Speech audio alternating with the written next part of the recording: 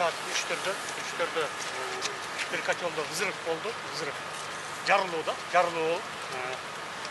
Сразу su температурасы düştü. 415 мегаватт неме берип аткан электр энергия. Ал 150ге чейин түштү. Анан биз отопленияны ысык сууну бере албай калдык. Ошон менен станция токтотулду.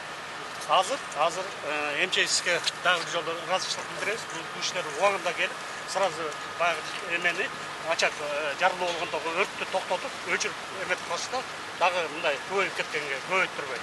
Бул терезелер жабылып, üstündeki крышалар бүт açılıp uçup эме болуп кетти.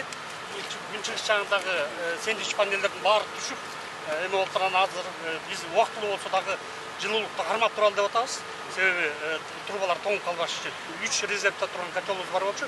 Ошону буюрса ишке киргизебиз кечке чейин. Азыр болсо ысык сууну токтоттук. Себеби ысык суу мүмкүнчүлүгүбүзгө жараша. Отопление бар. 53 градусту берип атабыз. Причинасын не деп ойлойсуз? Не деп ойлойсуз? Причинасын азыр тактап атат МЧС. Буга чейин божомол менен биз 14-котел деп ойлоп атканбыз да.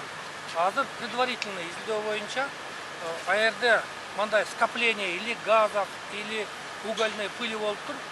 Бир төмөндөгөн бир какой-то приямок бар экен. Ошол жерден шахта, ошол жерден взрыв болуп тур. Котелдор предварительный боюнча баары таза. Бүт баягы предохранительный клапандар иштеп тур. Они сохранили котлы. Сейчас вот обломков ни котлов, ни трещин котлов, ни подтеков котлов не